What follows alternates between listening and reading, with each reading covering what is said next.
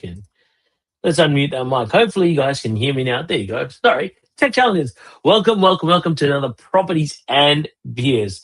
And despite the tech challenges at the start, I wanted to have a chat. And here's the headlines: Melbourne rents just jumped by $20 a week in a single quarter. None of this $2 for the whole year bull crap that the federal government said. Another 10,000, another 1,040. Oh, sorry, let me clear that up. This is live, right? Just to put that in perspective, that's a $1,040 a year coming out of the average tenant's pocket. At the same time, there's plenty of property buyers out there still sitting on the damn sidelines, waiting to see what happens with your prices, interest rates, and the new tax rules.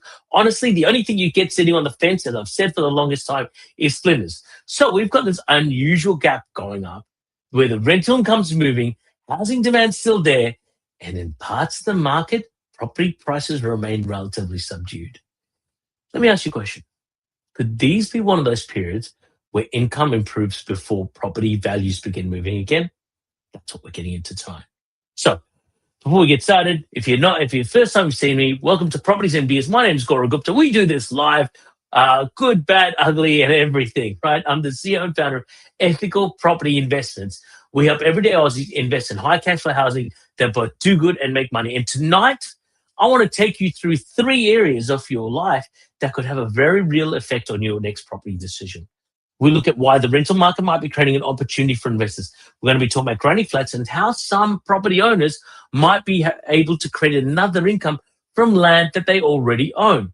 And then we're going to cover SMSF residential lender borrowing and the deadline coming on 10th of August, including 2 current SMSF-friendly opportunities that are inside our yield club for our clients. And one of these is already producing rent of over 78 grand a year. Pretty cool, right? Now, there's a bit to work through, so grab a drink and stay with me.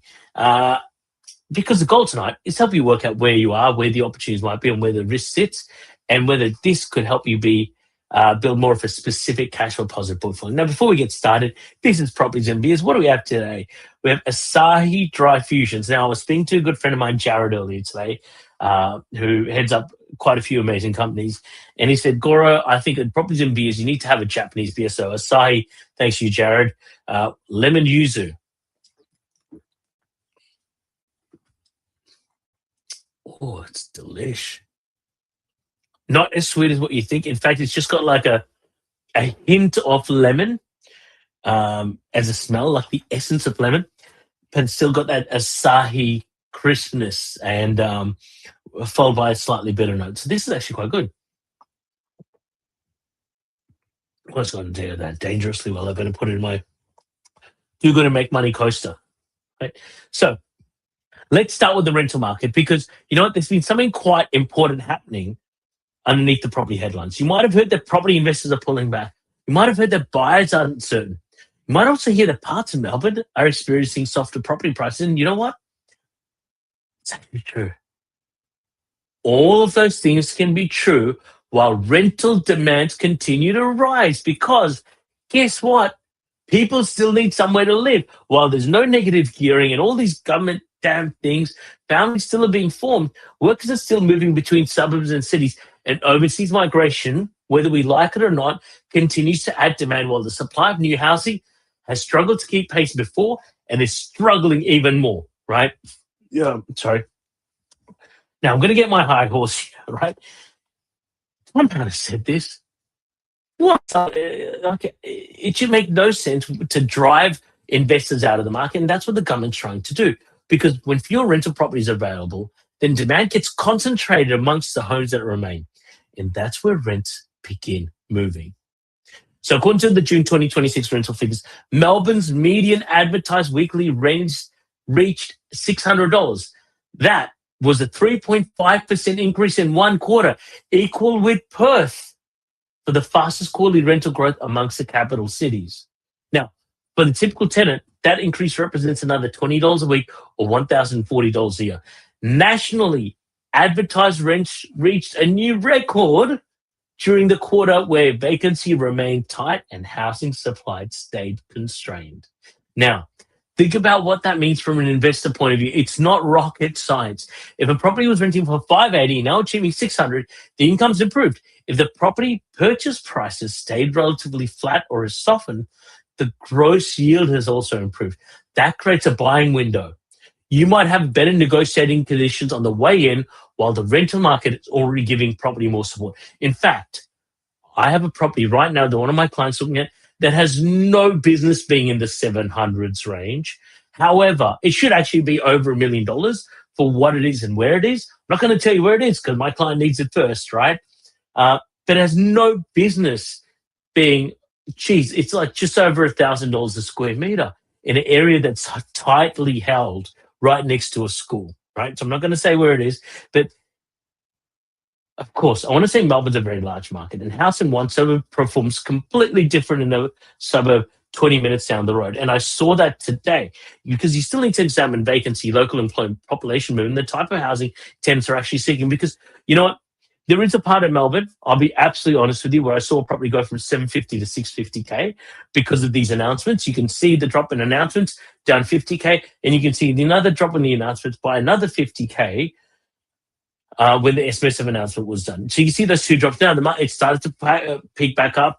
However, a property 20 minutes down the road we were looking at, actually about 25 minutes down the road we were looking at, it didn't even have a 20 grand drop. What a difference. 100K drop versus 20K drop because they announced that down. That 20K, anyone who's been in property for more than 10 minutes knows that a 20K drop on $1 million property isn't very large. It's 2%, right? Now, a rising citywide median will never rescue a poorly selected property. That's my point. But when you find an area where the buying conditions are still subdued and rental demand is still strong, but supply is limited, you might be looking at a very different opportunity from what the general headlines suggest. And there's another layer to this. The cost and policy environment for investors has changed, right? Victorian landlords have dealt with the higher land tax, additional rental requirements, and increased costs in maintaining compliant properties. At the federal level, negative gearing is due to limited builds. Only on the new builds, it's limited to from the 1st of July 2027.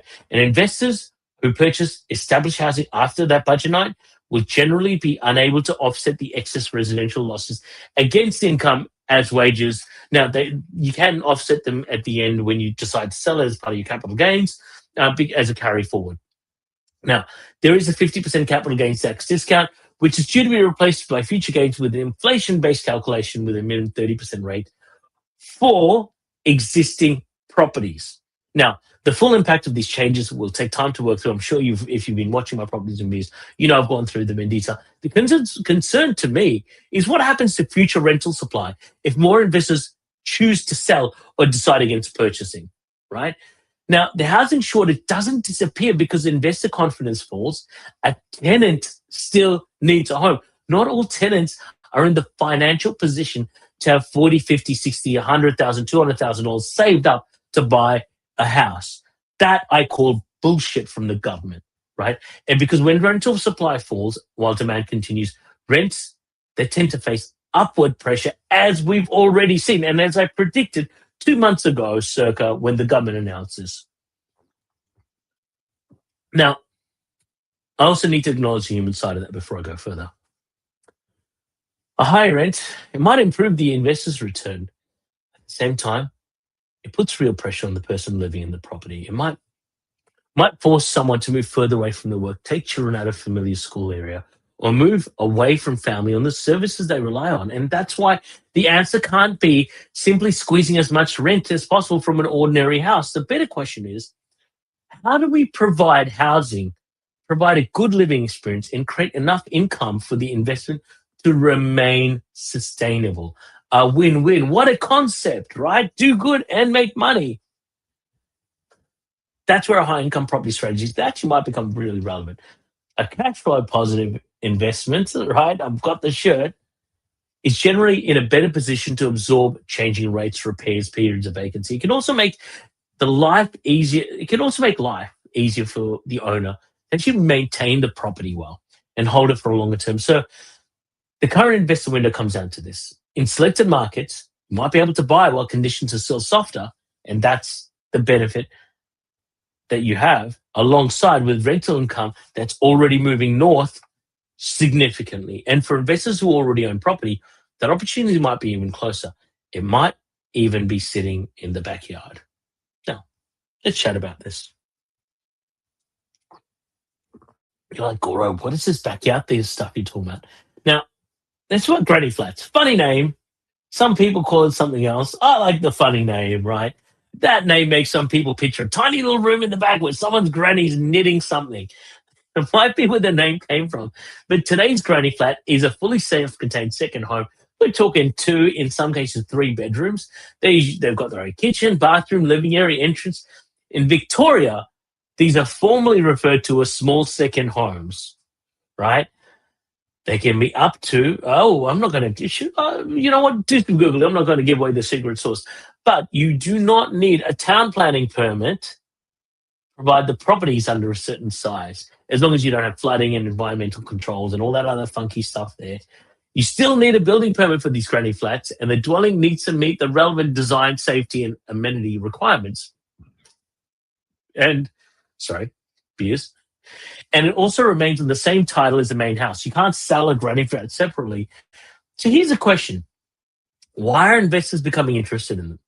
Because there's plenty of Australian properties that have land that produce zero income. You've got a backyard that's barely used in some of your houses, right? Might have a 3 or 4 bedder property sitting on 600 square meters. Hey, better put that backyard to use, because we have something called a housing crisis in this country. You might have side access enough behind the house, and you might own a property that's performed well for capital growth, but the rent, it kind of sucks for your portfolio. That land might be able to use a house, another tenant, to create a second rental income for you. Let's say you already own a house that rents for, say, $600 a week, median house price.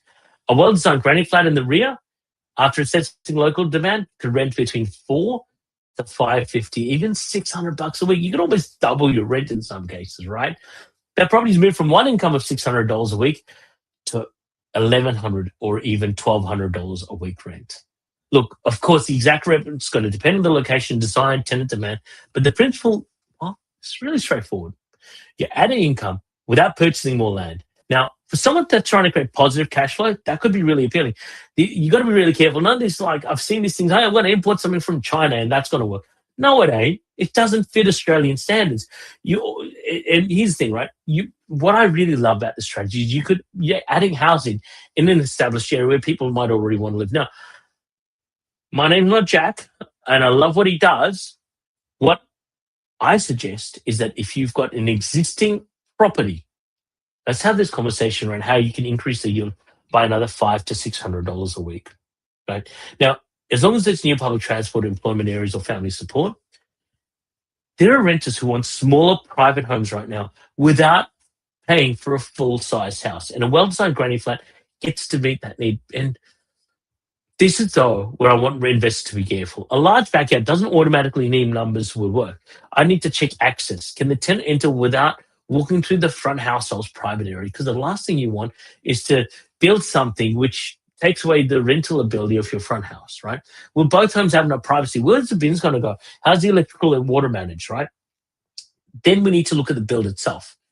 How much will it cost from beginning to rent ready? What rent is actually achievable in the area?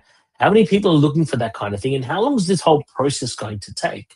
What's the income going to be lost if the main house needs to be vacant during a certain part of the work, or you need to subsidize the rent for that work?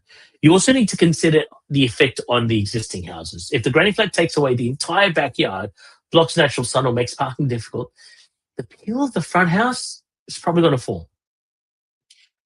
You could gain income at the back and weaken the asset at the front, and that's what we don't want. The design's got to make both homes functional. That's where the strategy work becomes so valuable, right? We compare the total cost with the additional annual rent. We allow for management, maintenance, insurance, potential vacancy. We look at how the completed property could be valued. And then we test whether the extra income genuinely improves the owner's borrowing position or the ability to hold property. And then and only then, a granny flat, which is what I like to call it, remember, might create positive cash flow for one investor and be an expensive distraction for another. So, here's a simple way to think about it. Some investors are trying to buy the next property when the first property is still using too much of their income. Middle ground might be adding granny flat to help improve that first property before they choose to take on another purchase. That extra rent could then build a buffer, reduce the amount they contribute each month, and help them move closer to a cash flow positive position. And yes, this is one of the reasons we've recently added granny flats to one of our newer property and strategy size products inside the Yield Club. Oh, by the way, I've got one cool thing to share with you. I've got one client I'm working with right now. He's building a 6-bedroom co-living house, and there's enough land in the back. We helped him secure a massive land block to put a granny flat, a 2-bedder granny flat on the back. He can get this, up to 8 rents from one piece of land, right? It's pretty cool. So we're looking at opportunities for people, though, who already own suitable land, as well as properties where a granny flat might actually form part of the investment plan right from the beginning. Now, I'm not going to tell every owner with the backyard to start building, because we still need to inspect the site, understand the council building requirements, and what area it's in, depending on what kind of granny flat will be suitable for them, right? So sometimes the best next property is actually a new purchase. Sometimes the best next step is improve the income from what you already own. Either way, it's fine. And sometimes after running the numbers, the correct decision is to leave the damn backyard alone. The value of doing the strategy work is really important before committing to the build. Now, speaking of decisions that need to be worked through properly, there's adequate coming up now that the SMSF investors need to understand. And I discussed this on last week's episode. The date is 10th of August. Before I get started, I need to drink some beer. Now, SMSF residential borrowing, that window is closing in under 4 weeks. And there's been a fair bit of confusion around exactly what that means. Here's a simple explanation. A residential property, it can still be held inside an SMSF. An SMSF can still purchase residential property using available cash, subject to normal superannuation rules and the fund's investment strategy. This change, it applies to new borrowing used to purchase residential property. From the 10th of August, new limited recourse borrowing arrangements would generally be restricted to eligible business. Right? Now, existing eligible borrowing arrangements are also protected, and the contracts have to be changed before the 10th of August. And that might continue under the transition provision. So if you're buying a property and you sign up, you don't have to exchange on the property, but as long as the contracts are exchanged, you get to do it. Now, you can't refinance an existing arrangement moving forward right now, but some banks are changing that. So moving forward, you still might be able to do it. But that also means anyone that's considering using the SMSF to borrow for residential investment has got a real deadline. And I want to be really careful with the word urgency here. Urgency means speaking with your accountant, financial advisor, and broker straight away. If you have not got an SMSF set up, let me be very clear, it's too damn late. Right? If you have one set up, let's have a chat very quickly. Drop me a message today, because you know what?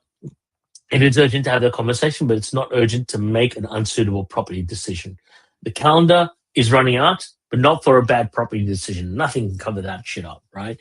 Normal due diligence still needs to happen. A property still needs to suit the fund, needs to sufficient liquidity after the purchase, and the rent needs to be realistic, right? And most importantly, not tax advisor, not a financial planner. So the members in it need to understand how the investment fits their retirement objectives and risk position. A deadline doesn't turn an average property into the best one on the planet. However, we've got 2 SMSF-friendly opportunities that show the range of income available in today's market. The first one is priced at $700,000.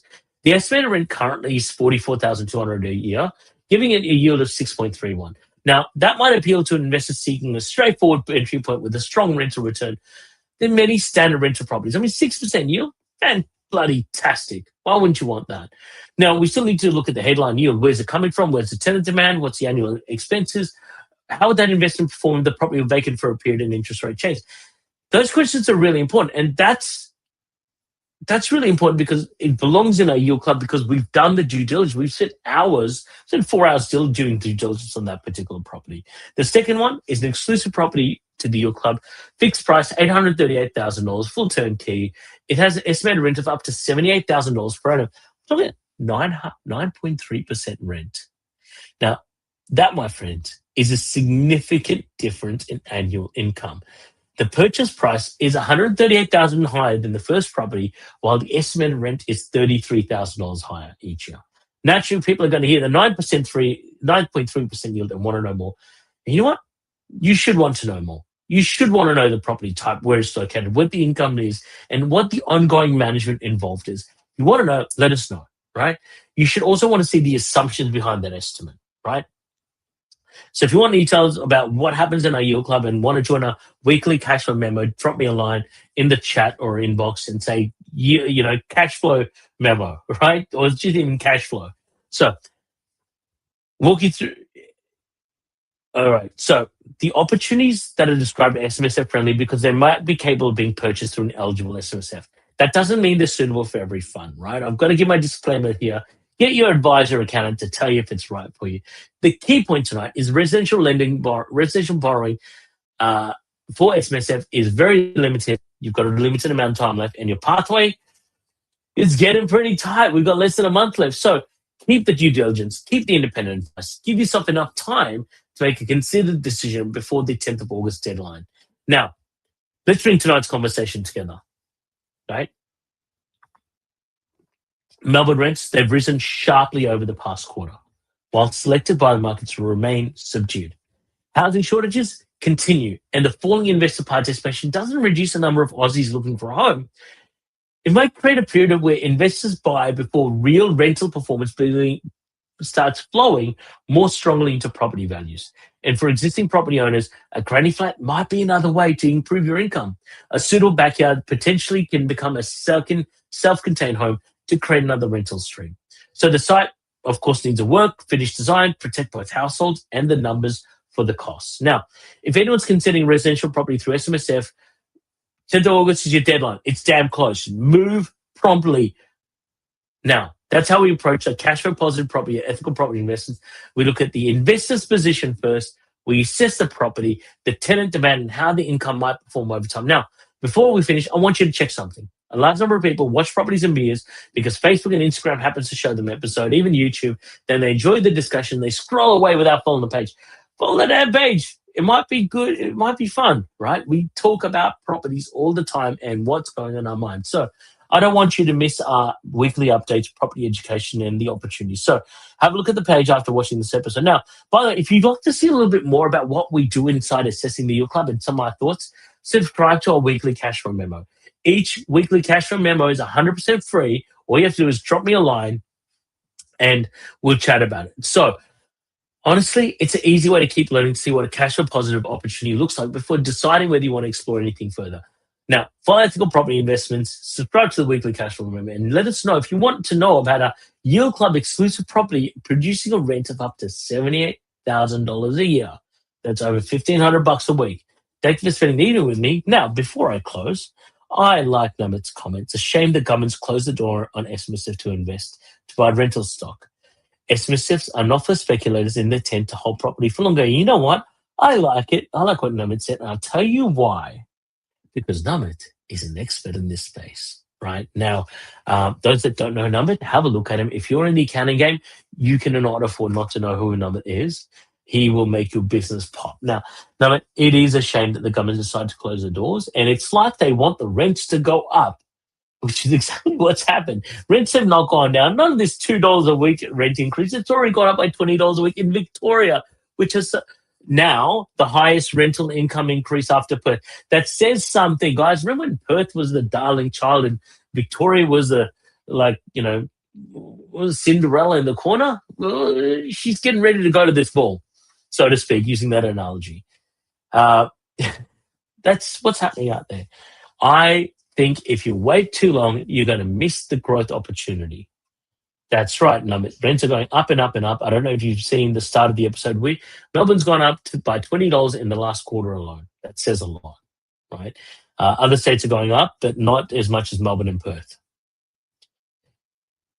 right? And it's just crazy. I don't know what the government's doing and why they're doing it, but hey, you know what? And people are now saying, hey, maybe you should invest in the stock market. And they said, well, guess what? You've got more exposure to your capital gains issues on stocks rather than property. But I'm not here to give financial advice and compare the two. But I'm just saying, the difference in the two happening. And you know what? I'm seeing less properties get built. There's less demand out there for building property, which means the rents are only going to go one way. And now another thing, I was watching.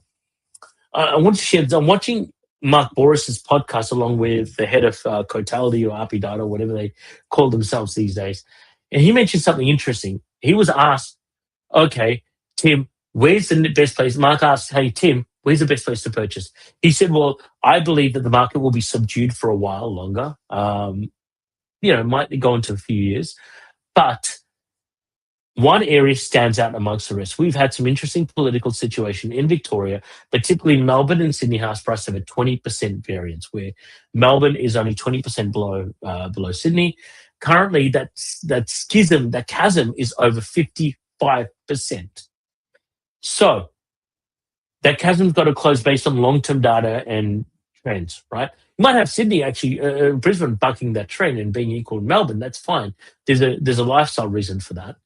But eventually, that trend is your friend, and it'll go down. So we're going to see one of two things happen. And I'm not a rocket scientist, but I can tell you which one I reckon is going to happen. Either Sydney prices are going to drop dramatically, or Melbourne prices, they're ready to do what Brisbane did 5 years ago. That's that's not my professional prediction. I'm not allowed to predict professionally. That's my personal guess. And that makes sense now. So if you guys want to know more about cash flow, our cash flow memo, drop us a line, say, Goro, I want the cash flow memo, get on it, and I'll see you guys soon. And if you're watching Properties and Beers, having a drink, enjoy your Friday, have a great weekend. Cheers, and remember, always do good and make money.